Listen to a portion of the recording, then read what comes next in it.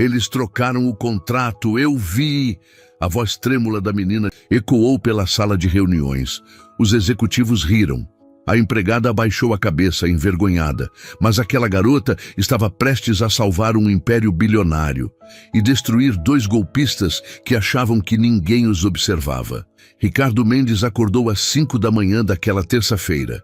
Aos 52 anos, ele construíra do zero a TechVision, uma empresa de tecnologia avaliada em 2,3 bilhões de reais. Hoje seria o dia mais importante da sua carreira. A fusão com a Inova Corp, que transformaria sua empresa em líder absoluta do mercado nacional.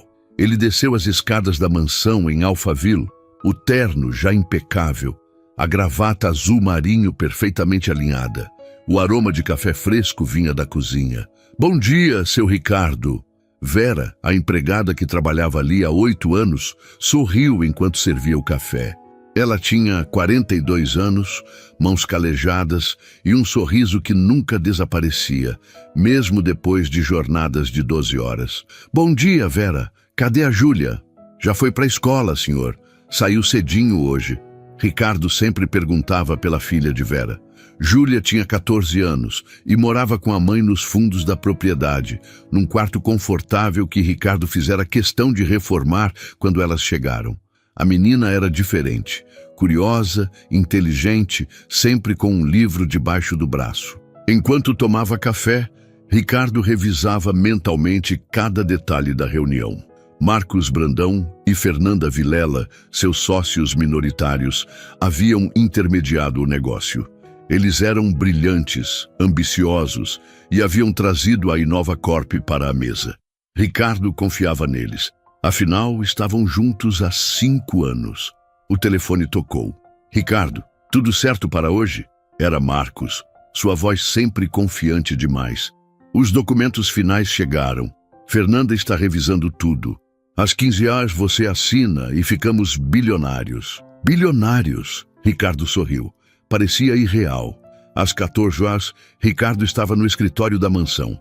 Ele preferira fazer a reunião em casa, num ambiente que controlava. A sala era ampla, com uma mesa de mogno enorme, estantes de livros e uma vista para o jardim impecável. Vera arrumava a sala de reuniões adjacente, colocando garrafas de água mineral e taças de cristal. Júlia chegara da escola e estava no quarto dela, mas como sempre, sua curiosidade a trouxe para perto. Mãe, posso ficar ali no cantinho? Prometo que fico quieta. Vera suspirou. Júlia, hoje é um dia importante, não dá para ficar. Deixa ela ficar, Vera. Ricardo apareceu na porta sorrindo.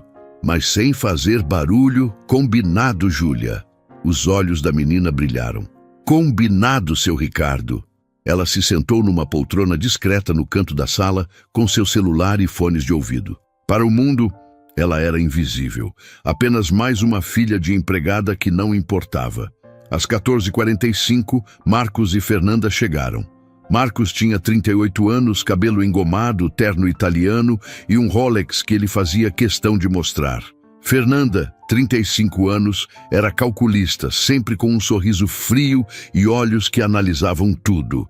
Ricardo, hoje é o grande dia.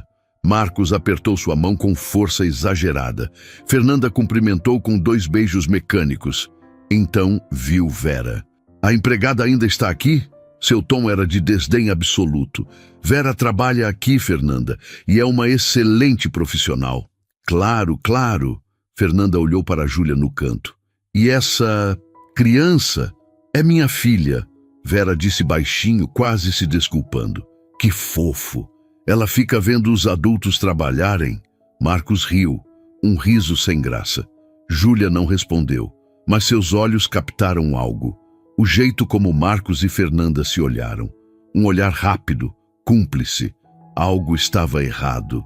Ricardo não percebeu. Ele estava focado nos documentos que Marcos colocava sobre a mesa. Aqui está tudo, Ricardo. Contrato de fusão, transferência de ações, cláusulas de proteção. Tudo que acordamos nos últimos 6 meses. Eram 247 páginas. Ricardo começou a ler, mas Marcos interrompeu. Ricardo, meu amigo, contratamos os melhores advogados do país. Tá tudo certinho.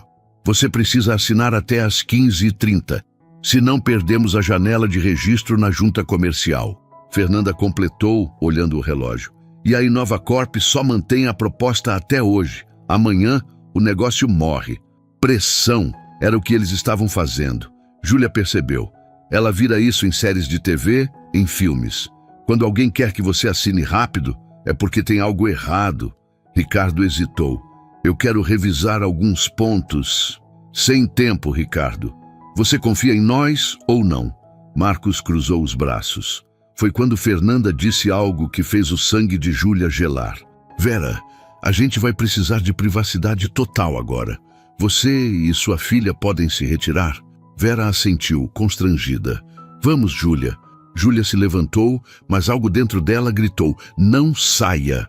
Ela olhou para Ricardo, que revisava a página 45 do contrato, completamente absorto. Quando Vera e Júlia saíram, Marcos fechou a porta, mas não trancou. E Júlia, em vez de ir embora, ficou no corredor. Ela encostou a porta levemente entreaberta. Seu coração batia forte. Ela sabia que estava desobedecendo, mas algo não estava certo. 15 minutos se passaram. Ricardo continuava lendo. Marcos e Fernanda trocavam olhares impacientes. Preciso ir ao banheiro. Marcos se levantou. Fernanda, mostra para o Ricardo a cláusula 34, que fala sobre a proteção de ativos. Fernanda assentiu. Marcos saiu da sala e foi até o banheiro social. Júlia se escondeu atrás de uma pilastra. Quando Marcos entrou no banheiro, Fernanda pegou o celular e digitou algo. Segundos depois, Marcos saiu do banheiro com uma maleta pequena que Júlia não tinha visto antes. Ele entrou novamente na sala e então Júlia viu. Pela fresta da porta, ela observou Marcos discretamente trocar o documento que estava na mesa por outro idêntico da maleta. Fernanda distraía Ricardo, apontando para um gráfico na parede. Olha aqui, Ricardo. Esse é o crescimento projetado. Marcos fez a troca em 3 segundos. Era perfeito, rápido, profissional. Júlia sentiu suas mãos tremerem. Ela pegou o celular e, com cuidado, tirou 3 fotos pela fresta. O ângulo não era perfeito, mas dava para ver Marcos com os 2 contratos, um em cada mão. Ela voltou correndo para o quarto, o coração explodindo. Mãe, eles trocaram o contrato, eu vi! Vera estava dobrando roupas. Júlia, que história é essa?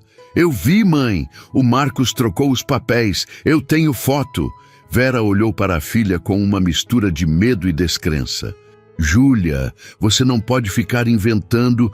Eu não estou inventando! Júlia mostrou as fotos no celular. Vera arregalou os olhos. As imagens estavam tremidas, mas era possível ver. Meu Deus! Júlia, o que a gente faz? A gente precisa avisar o seu Ricardo, agora! Mas quando elas correram para a sala, já era tarde. Ricardo estava com a caneta na mão, pronto para assinar. Ricardo segurava a caneta Montblanc, aquela que usava apenas em ocasiões especiais. A ponta tocava o papel. Mais alguns segundos e sua assinatura selaria o maior negócio da sua vida. Espera! Vera entrou correndo na sala com Júlia logo atrás. Marcos se levantou bruscamente. O que significa isso? Eu pedi privacidade. Seu Ricardo, minha filha viu algo. Vera mal conseguia falar, ofegante. Fernanda cortou, sua voz gelada. Sua filha, a empregada agora interrompe reuniões bilionárias por causa de criancice? Não é criancice, eles trocaram o contrato. Júlia gritou, suas mãos tremendo enquanto segurava o celular. Ricardo colocou a caneta na mesa. Júlia, o que você está dizendo? Marcos riu, um riso alto, exagerado. Isso é ridículo. Uma menina de 14 anos inventa uma história e interrompemos uma fusão de bilhões. Eu não estou inventando. Eu vi, eu tenho foto. Júlia tentou se aproximar, mas Fernanda bloqueou seu caminho. Foto? De quê? De adultos trabalhando? Fernanda olhou para Ricardo. Ricardo, pelo amor de Deus, você vai mesmo dar ouvidos para uma adolescente que provavelmente viu algo em alguma série e agora quer atenção? Vera puxou a filha pelo braço. Júlia, vamos sair. Eu peço desculpas, seu Ricardo. Não, Júlia se soltou. Eu sei o que vi. O Marcos saiu, pegou uma maleta, voltou e trocou os papéis enquanto a Fernanda distraía o senhor. O silêncio caiu na sala como uma pedra. Marcos e Fernanda se entreolharam.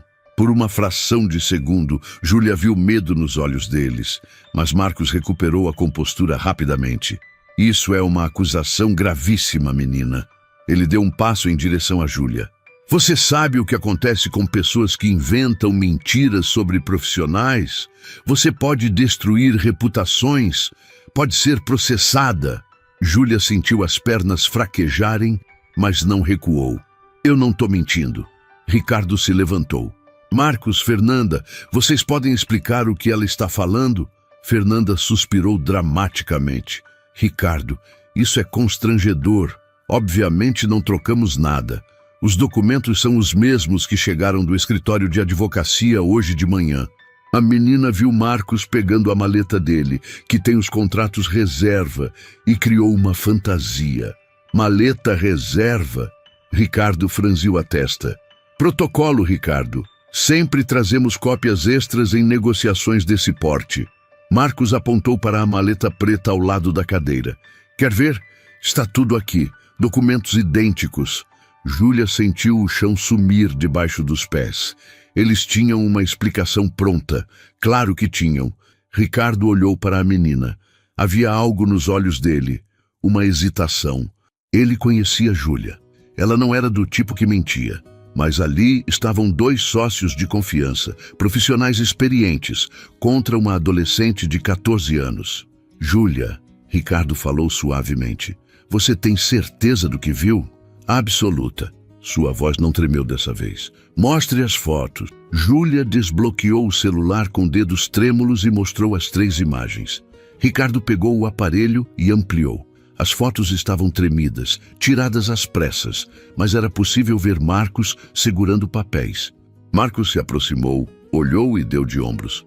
Ricardo, isso mostra eu segurando documentos. Como eu disse, peguei as cópias reserva da maleta. Não prova absolutamente nada.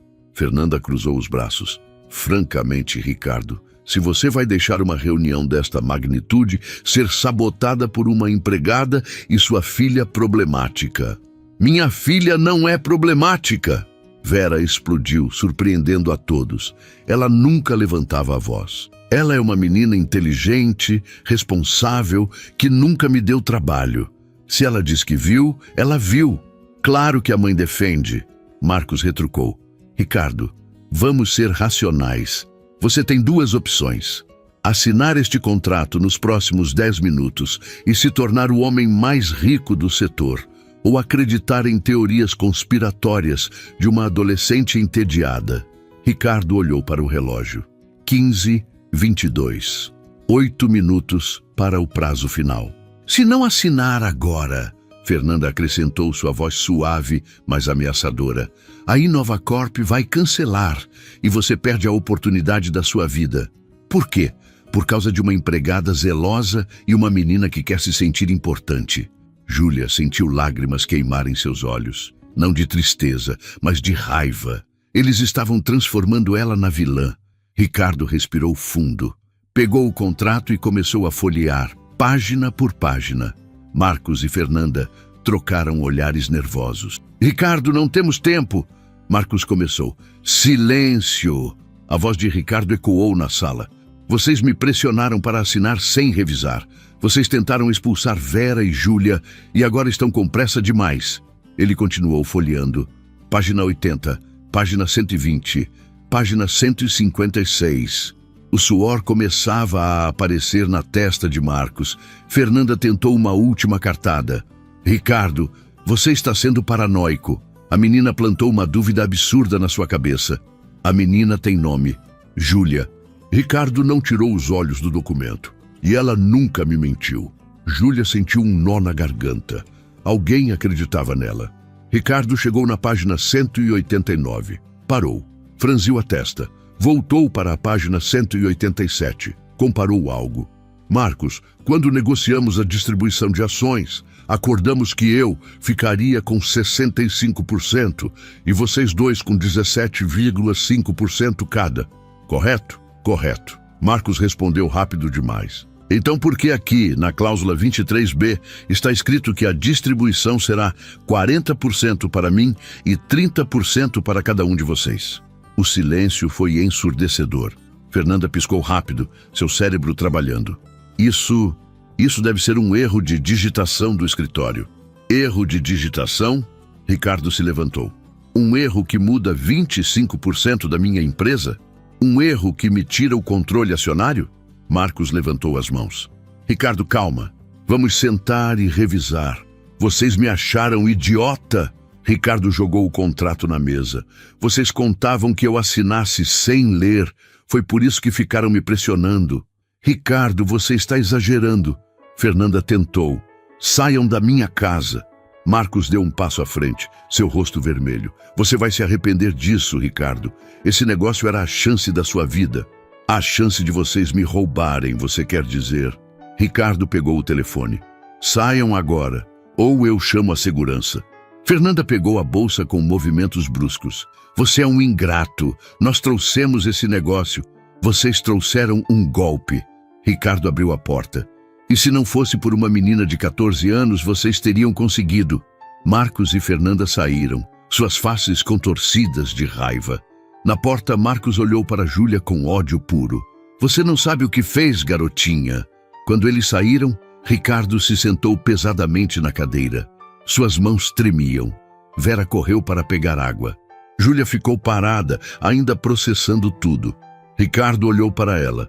Júlia, vem aqui. A menina se aproximou insegura. Você me salvou de perder minha empresa. Você teve coragem de falar quando ninguém acreditaria em você. Ele pegou a mão dela. Obrigado. Júlia não conseguiu segurar as lágrimas. Eu vi e não podia deixar acontecer. Você é corajosa. Muito mais do que muitos adultos que conheço. Vera abraçou a filha, chorando também. Mas Ricardo sabia que aquilo não tinha acabado. Marcos e Fernanda eram perigosos, e pessoas perigosas não desistem fácil. Ele pegou o telefone e ligou para seu advogado pessoal. Doutor Henrique, preciso que você venha aqui agora. Urgente. Tentaram me aplicar um golpe milionário e eu preciso de proteção legal para mim e para duas pessoas muito especiais. Enquanto falava, ele olhou para Júlia e Vera. A guerra estava apenas começando. Dr. Henrique Albuquerque chegou 40 minutos depois. Era um homem de 60 anos, cabelos grisalhos, óculos de armação dourada e 3 décadas de experiência em direito empresarial. Ele entrou na sala carregando uma pasta de couro e uma expressão grave. Ricardo, me explica direito o que aconteceu. Durante 20 minutos, Ricardo narrou tudo. A pressão para assinar rápido, a troca de documentos que Júlia presenciou, as cláusulas fraudulentas descobertas. Júlia mostrou as fotos novamente. Dr. Henrique analisou cada imagem com atenção microscópica. Depois pegou o contrato e começou a ler, fazendo anotações numa caderneta. Isso aqui é criminoso, ele disse tirando os óculos. Não é só uma tentativa de golpe comercial. É estelionato qualificado, falsificação de documento particular e associação criminosa. Eles podem ser presos?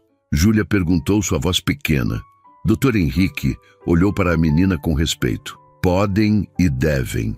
Mas vamos precisar de mais provas além dessas fotos. Que tipo de provas? Ricardo se inclinou para a frente. Precisamos do contrato original. Aquele que Marcos trouxe na maleta. Se conseguirmos provar que houve 2 documentos diferentes, temos um caso sólido. Ricardo bateu na mesa. Mas eles levaram a maleta embora. Exatamente. E provavelmente já destruíram as evidências. Dr. Henrique fechou a pasta. Ricardo, oficialmente, você precisa fazer um boletim de ocorrência. Mas te aviso, sem provas concretas, vira a palavra deles contra a sua. E eles vão dizer que você ficou paranoico e desistiu do negócio por conta própria. Vera, que estava sentada quieta num canto, falou. Doutor, e se a gente conseguir uma confissão? Todos olharam para ela. Como assim, Vera? Ricardo perguntou. Gente como eles, quando acha que está segura, fala demais. Eu trabalho em casa de rico há 20 anos. Eu sei como essas pessoas são. Dr. Henrique sorriu. A senhora é sábia, mas uma confissão precisa ser obtida legalmente, senão não vale de nada no tribunal. E se eles confessarem sem saber que estão sendo gravados? Júlia sugeriu, seus olhos brilhando. Júlia, isso é... Ricardo começou. Arriscado, mas possível. Dr. Henrique a interrompeu. Se conseguirmos que eles admitam o golpe numa conversa espontânea, numa situação onde não há expectativa de privacidade, a gravação pode ser usada. Ricardo balançou a cabeça. Não vou colocar ninguém em risco, especialmente Júlia e Vera. Seu Ricardo. Júlia se levantou. Eles tentaram roubar a empresa do senhor. Eles vão tentar de novo, de outro jeito. A gente precisa parar eles. A menina tem razão. Dr. Henrique ajustou os óculos. Pessoas assim não desistem. Marcos e Fernanda vão espalhar que você é instável, que quebrou um contrato por paranoia. Vão destruir sua reputação no mercado. Ricardo sabia que era verdade. Já imaginava as ligações, os rumores, os clientes questionando sua sanidade mental. O que vocês sugerem? Dr. Henrique pensou por um momento. Precisamos que eles acreditem que ainda há uma chance de conseguir o que querem, que você está disposto a reconsiderar. Eles nunca vão acreditar nisso depois que eu os expulsei daqui. Vão se você apelar para a ganância deles, Vera disse, surpreendendo a todos novamente. Diga que você pensou melhor, que falou com advogados e quer renegociar os termos, mas numa condição melhor para eles. Júlia completou o raciocínio da mãe. Eles vão achar que o senhor é trouxa, que dá para manipular, e quando acharem que ganharam, vão soltar a língua. Ricardo olhou para aquelas duas mulheres, mãe e filha, empregada e adolescente, com uma admiração que ele nunca sentira antes. Elas eram mais espertas que metade dos executivos que conhecia. Está bem, vamos fazer isso, mas com muito cuidado. Doutor, Henrique pegou o celular. Vou contratar um investigador particular, alguém discreto que pode instalar equipamento de gravação sem levantar suspeitas. Onde seria o encontro? Júlia perguntou. Num lugar neutro, um restaurante talvez. Ricardo pensou alto. Não, melhor aqui. Eles vão se sentir confiantes aqui. E eu posso ficar escondida de novo? Júlia sugeriu. Eles nem lembram que eu existo quando acham que estão sozinhos. Absolutamente não. Ricardo foi firme. Você já fez demais. Não vou colocar você em perigo. Mas, seu Ricardo... Júlia, não. Ele olhou nos olhos dela. Você me salvou uma vez. Agora me deixa te proteger. A menina quis discutir, mas viu a determinação no rosto dele e assentiu. Dr. Henrique se levantou. Então está decidido. Ricardo, você liga para Marcos amanhã de manhã. Diz que dormiu pensando, que foi precipitado e quer retomar as negociações. Marca para depois de amanhã, aqui na sua casa. Isso me dá tempo de preparar tudo. E se eles desconfiarem? Vera perguntou. Eles não vão. Dr. Henrique sorriu. Golpistas sempre acham que são os mais espertos da sala. É a arrogância deles que os derruba. Naquela noite, Júlia não conseguiu dormir. Ficou revirando na cama, pensando em Marcos e Fernanda. O jeito como eles olharam para ela e sua mãe, como se fossem lixo, como se não valessem nada. Ela pegou o celular e começou a pesquisar sobre golpes empresariais. Leu casos, viu vídeos, entendeu como funcionava. Marcos e Fernanda eram profissionais. Provavelmente já tinham feito isso antes. Havia mais vítimas. Na manhã seguinte, Ricardo fez a ligação. Estava nervoso, mas conseguiu controlar a voz. Marcos, é o Ricardo. Olha, eu preciso conversar com você e a Fernanda. Eu sei que exagerei ontem. Fiquei paranoico. Vocês podem vir aqui amanhã? Quero retomar a negociação. Sim, em termos melhores. Vejo vocês às 14 horas. Desligou. Suas mãos tremiam. Eles aceitaram? Vera perguntou. Aceitaram rápido demais. Quase não precisei convencer, porque eles estão desesperados. Dr. Henrique entrou na sala naquele momento, acompanhado de um homem baixo, de óculos com uma mochila. Ricardo, esse é Maurício, especialista em vigilância. Maurício cumprimentou com um aceno. Vou instalar microfones na sala de reunião. Ninguém vai perceber. E vou colocar uma câmera discreta também. Tudo legal, dentro da sua propriedade. Ele passou as próximas 2 horas trabalhando. Instalou 3 microfones minúsculos. Um dentro da luminária da mesa, outro atrás de um porta-retratos e o terceiro dentro do aparelho de ar-condicionado. A câmera foi embutida num relógio de parede. Pronto. Tudo que eles falarem a gente grava. E a qualidade é perfeita. Ricardo testou. Maurício foi até a sala ao lado e sussurrou algo. A gravação capturou cada palavra. Perfeito. Dr. Henrique olhou para todos. Agora, vamos repassar o plano. Ricardo, você vai agir como se estivesse genuinamente arrependido. Vai oferecer condições ainda melhores que o contrato original. Vai deixá-los confiantes. E quando eles confessarem, eles vão.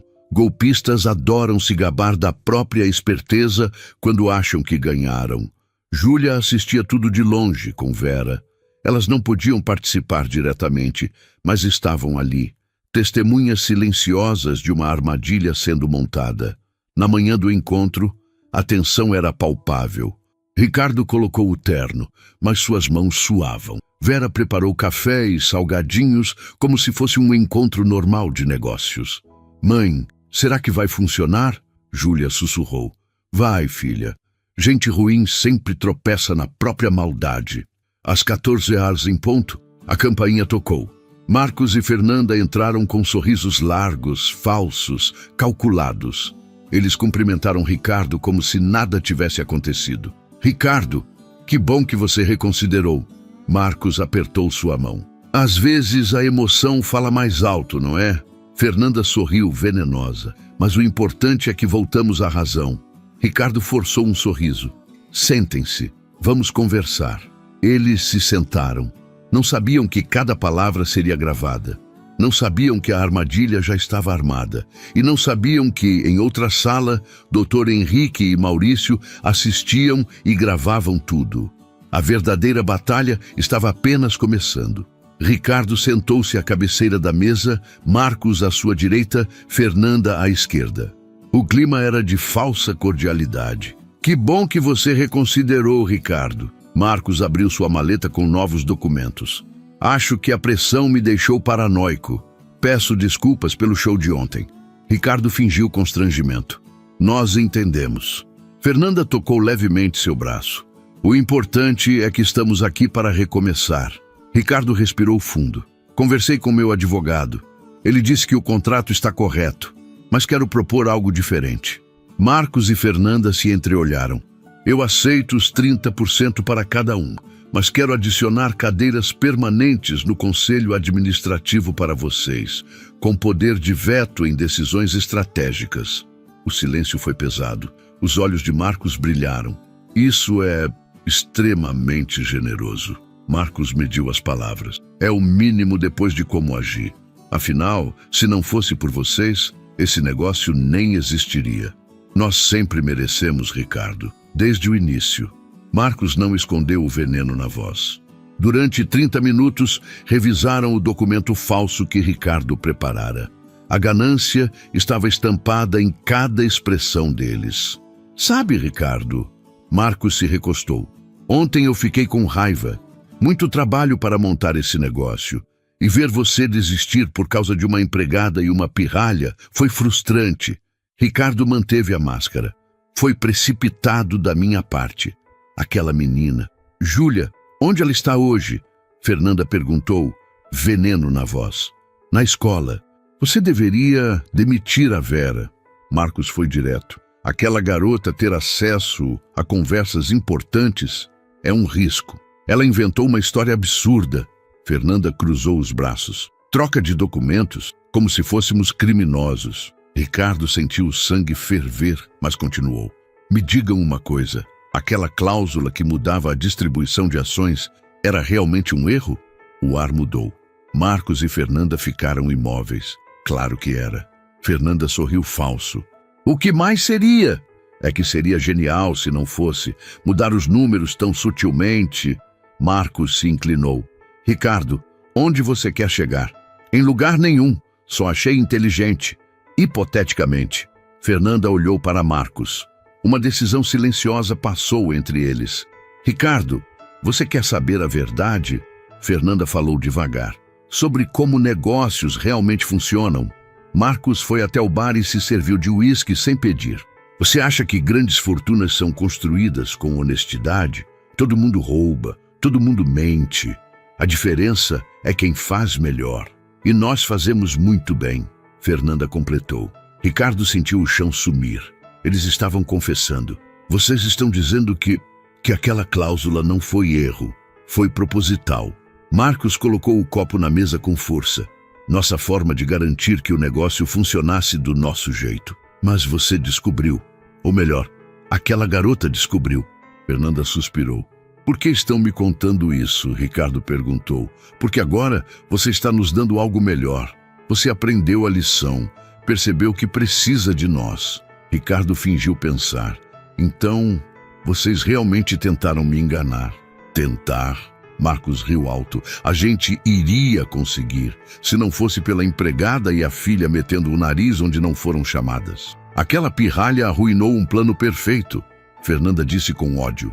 E a Inovacorp? O negócio era real? Marcos e Fernanda riram. Ricardo, não existe fusão. A Inovacorp é uma empresa fantasma que criamos há 6 meses. Documentos falsos, site bonito, escritório alugado, tudo cenário. Você assinaria acreditando na fusão bilionária. Fernanda explicou friamente. Perderia o controle. E quando descobrisse que a Inovacorp não existe, já seria tarde. O contrato estaria assinado. Ricardo sentiu náusea. Não era só ganância, era crueldade calculada. Fernanda colocou a mão no ombro dele. Você é esperto, Ricardo. Percebeu que não pode nos vencer. Então se juntou a nós. Agora somos sócios de verdade. Ricardo assentiu lentamente. Entendo. Ótimo. Então vamos assinar. Ricardo pegou a caneta. Olhou para o documento e então... Não. Marcos franziu a testa. Como é? Eu disse não. Eu não vou assinar nada com vocês. Fernanda se levantou bruscamente. Do que você está falando? Vocês confessaram um crime. Estelionato, falsificação, associação criminosa e tudo gravado. O rosto de Marcos ficou branco. Você não gravou... Gravei. Vídeo e áudio. Cada palavra. Ricardo abriu a porta. Dr. Henrique e Maurício entraram, seguidos por 2 policiais. Marcos Brandão e Fernanda Vilela, vocês estão presos por tentativa de estelionato qualificado e falsificação de documentos. Marcos tentou correr, mas foi bloqueado. Fernanda ficou paralisada. Vocês não podem fazer isso!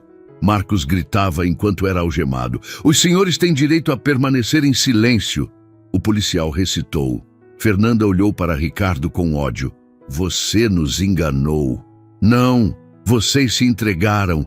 A arrogância de vocês foi a armadilha. Quando a porta fechou, Ricardo sentou-se pesadamente. Dr. Henrique colocou a mão no seu ombro. Você foi corajoso. Eu estava apavorado. Maurício mostrou o tablet. Temos tudo aqui. Prova definitiva. Ricardo pegou o celular e ligou para Vera. Vera, acabou. Eles confessaram tudo, estão presos. Do outro lado, ele ouviu Vera chorando. E a voz de Júlia. A gente conseguiu, mãe. Sim, eles conseguiram. 3 dias depois, Júlia estava na sala de aula quando foi chamada à diretoria. Seu coração disparou. Nunca tinha sido chamada à diretoria antes. A diretora, Dona Marisa, uma senhora de 58 anos com óculos de grau, sorriu quando Júlia entrou. Júlia, senta aqui. Você não está em apuros, querida. Menina sentou na ponta da cadeira, ainda tensa. Recebi uma ligação do senhor Ricardo Mendes. Ele me contou o que você fez. Júlia arregalou os olhos. Ele contou? Contou e pediu permissão para vir aqui conversar com você. Ele está na sala de reuniões. Júlia foi conduzida até a sala. Ricardo estava lá de terno, mas seu rosto tinha uma expressão diferente, mais suave, mais humana. Júlia, ele se levantou. Obrigado por aceitar me ver. Tá tudo bem com a minha mãe? Foi a primeira coisa que ela perguntou. Está ótima. Aliás, é sobre isso que vim falar. Ricardo puxou uma cadeira para ela. Júlia, você salvou minha empresa. Mas mais do que isso, você me mostrou algo que eu tinha esquecido. O que, senhor? Que coragem não tem idade, que honestidade não depende de cargo ou salário, e que as pessoas mais importantes às vezes são aquelas que a sociedade ignora. Júlia sentiu os olhos marejarem. Conversei com sua mãe e quero fazer uma proposta. Ricardo tirou um envelope da pasta. Aqui está uma carta de recomendação para o Colégio Santa Clara. É uma das melhores escolas particulares de São Paulo. Quero pagar sua matrícula integral, material, uniforme, tudo. Até você se formar no ensino médio. Júlia ficou sem palavras. O Santa Clara era a escola dos filhos dos empresários, dos políticos. Ela nunca imaginou, mas isso não é tudo. Ricardo continuou. Também vou criar uma conta poupança no seu nome. Todo mês vou depositar uma mesada para suas despesas. E quando você fizer 18 anos, vou pagar sua faculdade. Qualquer curso que você escolher. Senhor Ricardo, Por quê? Júlia mal conseguia falar. Porque você merece. E porque eu quero que você tenha todas as oportunidades que merece ter. Ele segurou as mãos dela. Você é especial, Júlia. E o mundo precisa de pessoas como você. A menina começou a chorar. Não de tristeza, mas de uma emoção que ela nunca tinha sentido antes. Era como se todas as portas que sempre estiveram fechadas de repente se abrissem. E minha mãe? Ricardo sorriu. Sua mãe recebeu um aumento de 100%, novo contrato com todos os direitos trabalhistas, férias remuneradas, plano de saúde premium que cobre vocês duas e 13º dobrado. E ela não é mais empregada doméstica. Júlia franziu a testa. Como assim? Promovi ela para gerente administrativa da casa. Ela vai supervisionar todos os serviços, contratar e treinar equipe, gerenciar fornecedores. É um cargo executivo. Júlia cobriu o rosto com as mãos, soluçando. Dona Marisa, que assistia tudo de longe, também limpou uma lágrima. Júlia, Ricardo disse suavemente, quero que você entenda uma coisa. Isso não é caridade, é justiça. Você ganhou isso. Naquela noite, na casa, Ricardo reuniu toda a equipe de funcionários. Jardineiro, cozinheira, motorista, segurança. E Vera, com Júlia ao lado. Quero que todos saibam, Ricardo começou, sua voz firme, que Júlia salvou esta casa de um desastre. Ela teve coragem quando eu estava cego. E por isso, ela e Vera são parte desta família. Os funcionários aplaudiram. Alguns que trabalhavam ali há anos tinham lágrimas nos olhos. Mas nem tudo eram flores. Na escola antiga de Júlia, antes dela mudar para o Santa Clara, as coisas ficaram tensas. A notícia do que aconteceu se espalhou. Alguns colegas ficaram com inveja. Agora você é a queridinha do patrão da sua mãe? Uma menina chamada Bianca provocou no recreio. Não é assim, Júlia tentou explicar. Claro que é. Você deu sorte. Só isso.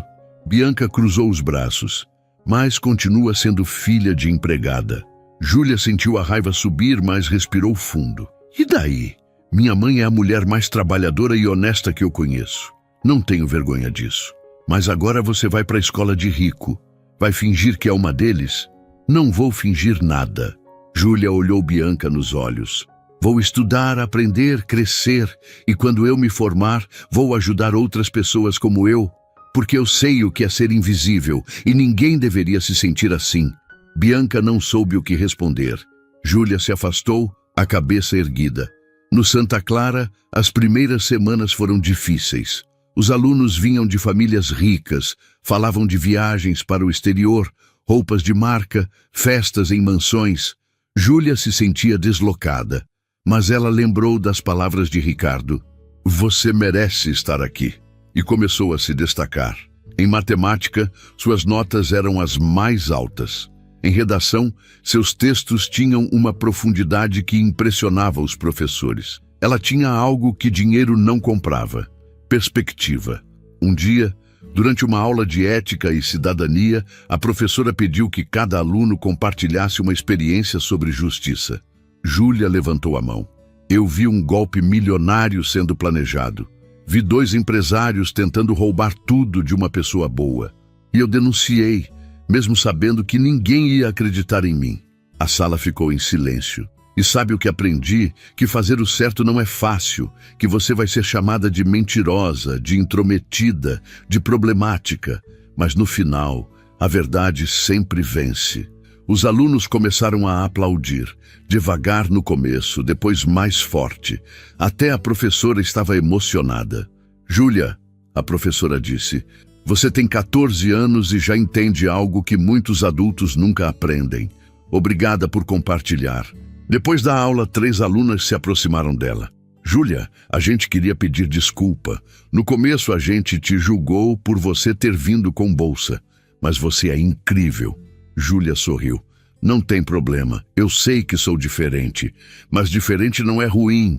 Enquanto isso, no tribunal, Marcos e Fernanda enfrentavam as consequências. Dr. Henrique tinha construído um caso impecável. As gravações, os documentos falsos, a Inova Corp fantasma, tudo foi apresentado. Marcos tentou um acordo, oferecendo devolver o dinheiro que já tinha desviado de outras vítimas. Sim, havia outras vítimas. 5 empresários nos últimos 3 anos. Fernanda manteve silêncio, mas seu advogado argumentou que ela era apenas cúmplice, não a mentora. Não funcionou. O juiz foi claro. Vocês usaram inteligência e educação privilegiada para destruir vidas. Isso não é esperteza. É criminalidade de colarinho branco e merece punição exemplar. Marcos foi condenado a 8 anos de prisão. Fernanda, a 6 anos. Ambos perderam todos os bens que foram divididos entre as vítimas para ressarcimento. Quando Ricardo recebeu a notícia da sentença, ele ligou para Vera. Vera, acabou. Eles foram condenados. Graças a Deus e graças à minha filha. Graças à sua filha. Ricardo repetiu. Vera, quero que você e Júlia venham jantar aqui hoje, não como funcionária, como família. Naquela noite, a mesa estava posta na sala de jantar principal, não na cozinha. Ricardo, Vera e Júlia sentaram juntos. Quero fazer um brinde. Ricardo levantou o copo de suco. A Júlia, a menina que viu o que ninguém viu, que teve coragem quando todos duvidaram e que me ensinou que heroísmo não precisa de superpoderes, só precisa de honestidade e coragem. Vera chorou. Júlia chorou. Até Ricardo tinha os olhos marejados. Júlia, ele disse, quando você crescer, não importa o que você escolher ser, você vai mudar o mundo. Porque você tem algo raro, um coração que enxerga além das aparências. A menina sorriu, ainda com lágrimas nos olhos. Eu só fiz o que era certo, seu Ricardo. Exatamente. E isso é tudo. 6 meses se passaram desde aquele dia que mudou tudo. Júlia estava completamente adaptada ao Santa Clara. Suas notas eram excelentes. Ela tinha feito amigos verdadeiros e os professores a adoravam. Mas ela nunca esqueceu de onde veio. Todo sábado, Júlia voltava ao seu antigo bairro. Não para morar, mas para ajudar. Ela criou um grupo de estudos gratuito para crianças da comunidade. Ensinava matemática, português, ajudava com lição de casa. Júlia, por que você faz isso? Uma das meninas perguntou um dia. Você podia estar em festas, no shopping. Porque alguém acreditou em mim quando ninguém acreditava, Júlia respondeu. E agora é minha vez de acreditar em vocês. Vera também tinha mudado. Como gerente administrativa, ela comandava uma equipe de 5 pessoas. Usava roupas elegantes, tinha um escritório próprio dentro da mansão e era tratada com respeito por todos. Mas continuava a mesma pessoa humilde e trabalhadora. Mãe, você merecia isso há muito tempo, Júlia disse um dia. Não, filha, eu merecia respeito. O resto é consequência. Vera sorriu. O dinheiro é bom, não vou mentir. Mas poder olhar nos olhos das pessoas sem baixar a cabeça? Isso não tem preço. Ricardo também tinha mudado. Ele criou um programa de bolsas na sua empresa, especificamente para filhos de funcionários. 10 bolsas integrais por ano, em escolas de primeira linha. Júlia me mostrou que estamos cercados de talentos invisíveis. Ele explicou numa entrevista para uma revista de negócios. Crianças brilhantes que nunca terão chance porque nasceram na família errada. Isso precisa mudar. A matéria viralizou. Outros empresários começaram a criar programas similares. O movimento Talentos Invisíveis ganhou força nacional, mas nem tudo era perfeito.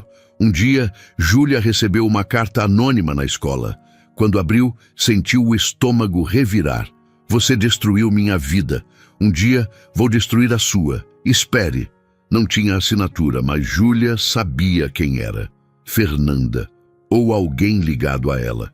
Ela mostrou a carta para Ricardo, que imediatamente acionou o Dr. Henrique. Isso é ameaça. Dr. Henrique analisou o documento. Vou comunicar às autoridades. E vamos aumentar a segurança de vocês. Eu não tenho medo, Júlia disse, mas sua voz tremia levemente. Ricardo se ajoelhou na frente dela. Júlia, ter medo é normal. Coragem não é não ter medo. É fazer o certo mesmo com medo. Foi o que você fez naquele dia, Vera acrescentou, segurando a mão da filha. Nos dias seguintes, um segurança discreto passou a acompanhar Júlia na escola. Ela não gostava, mas entendia a necessidade.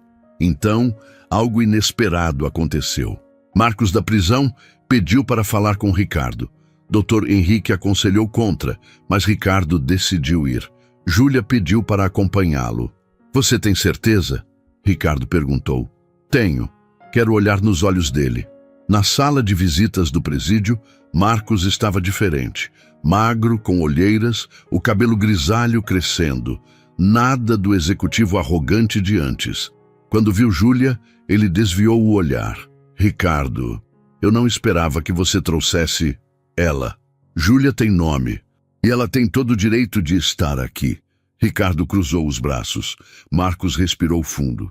Eu pedi essa reunião porque eu preciso falar, não para pedir perdão. Eu sei que não mereço, mas para explicar. Não há explicação para o que você fez, Ricardo disse friamente. Eu sei, mas preciso tentar. Marcos olhou para Júlia. Menina, Júlia, você tinha razão, sobre tudo, e eu te odiei por isso. Te odiei porque uma criança de 14 anos foi mais honesta e corajosa que eu em 38 anos de vida. Júlia não disse nada, apenas observou. Fernanda e eu começamos pequenas fraudes, contratos manipulados, e foi ficando mais fácil, cada vez maior, até virar nossa vida. Marcos passou a mão no rosto. Eu não estou pedindo pena. Estou te dizendo que você me salvou. Salvou? Ricardo quase gritou. Você está preso? Exatamente. Se tivesse dado certo, eu teria continuado, roubado mais gente, até que um dia alguém mais perigoso ia querer vingança, e eu ia acabar morto. Marcos olhou para Júlia. Você me parou antes disso, e eu odeio admitir, mas obrigado. Júlia finalmente falou, sua voz firme. Eu não fiz por você. Fiz pelo seu Ricardo. Pelas outras pessoas que vocês iam roubar. Por mim e minha mãe. Você não merece meu perdão. Eu sei. Marcos baixou a cabeça. Mas um dia, quando você for adulta e entender melhor o mundo, talvez você entenda que pessoas más também podem ter um momento de clareza. A reunião terminou ali. No caminho de volta, Ricardo perguntou. Júlia, por que você quis vir? Porque eu precisava ver que ele é humano, não um monstro. Só um ser humano que fez escolhas ruins. Júlia olhou pela janela. E isso é mais assustador.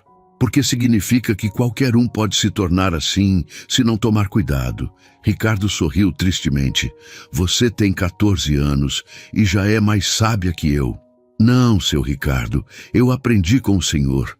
O senhor me ensinou que importância não é o cargo, é o caráter. Naquela noite, em casa, Júlia escreveu em seu diário. Hoje eu vi o homem que tentou destruir nossa vida. E senti pena dele, não porque ele merece, mas porque ele desperdiçou a vida dele em ganância, enquanto eu, que não tinha nada, ganhei tudo, respeito, educação, dignidade. Ganhei porque fiz o certo, e isso ninguém pode tirar de mim. Um ano depois daquele dia que mudou tudo, Ricardo organizou um evento especial na sede da TechVision. Não era uma reunião de negócios comum.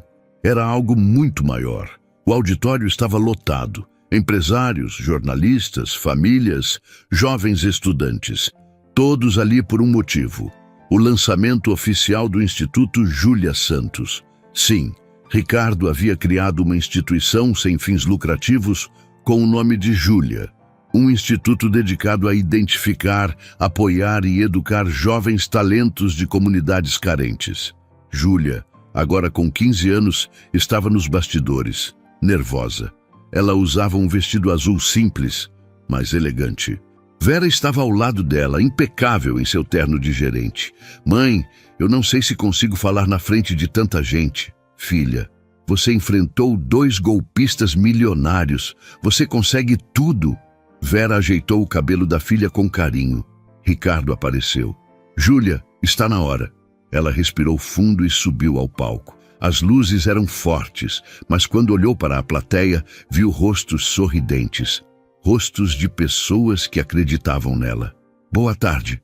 Júlia começou, sua voz tremendo no começo. Meu nome é Júlia Santos. Há um ano eu era invisível, filha de uma empregada doméstica, morando nos fundos de uma mansão, estudando em escola pública sem recursos. A plateia estava em silêncio absoluto. Então um dia, eu vi algo que não deveria ter visto.